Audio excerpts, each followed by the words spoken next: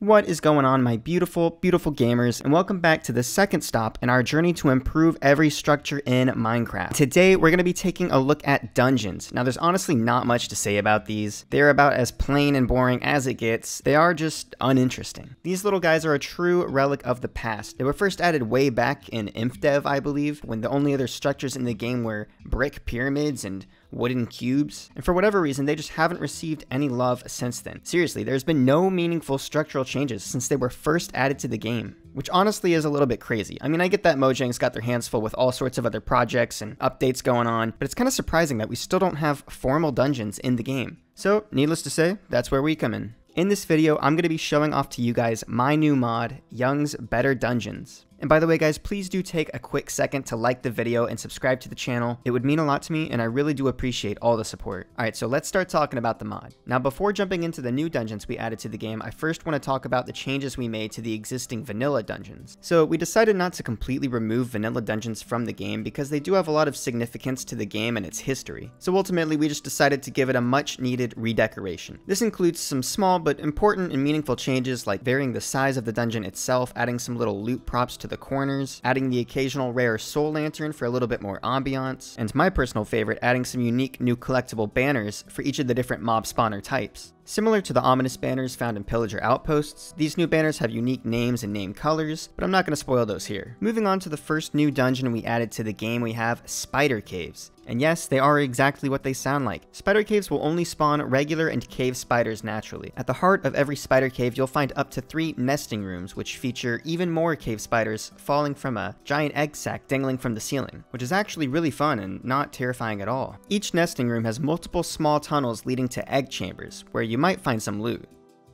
Or not. And by the way, to all my arachnophobes out there, you can disable the spider caves in the config if you want to, play the game like a little baby. Moving on, we have the Forts of the Undead. These probably have more of a classic old school dungeon feel than any of the others we added to the game. Each fort is going to be cubic in shape, with a bunch of loot and skeleton spawners scattered throughout. Since there are bound to be skeletons everywhere when you come across one of these, the forts are designed with this sort of open area combat in mind, while also providing players with several areas they can run away and hide to while they heal, gather their bearings, and plan for their next move. Although they're incredibly open and seemingly take up a lot of space, these are actually probably the smallest of the new dungeons we've added, as well as the most easily traversable. And last but not least, we have the Catacombs, massive maze-like burial chambers that you are guaranteed going to be lost in. Seriously, these things are super confusing, and I will be incredibly impressed if any one of you are able to explore one of these without getting lost. The thin corridors combined with the sheer number of zombie spawners means you'll have to be especially careful when planning out your route. One wrong turn and you can end up trapped in a dead end with a horde of zombies behind you. These dungeons vary quite a lot in size and can end up being very, very big. The one you're seeing right now is actually one of the smaller ones I found, so hopefully that gets you a little bit excited to go find one of these. And that is it for Young's Better Dungeons. I hope you guys enjoyed the video, and if you want to try out the mod, the link is in the description below. And of course, if you made it to the end of the video, let me know what you thought in the comments below. And if you end up trying out the mod, also let me know your thoughts here or on Discord. And I guess that's it for this video. I'll catch you guys later.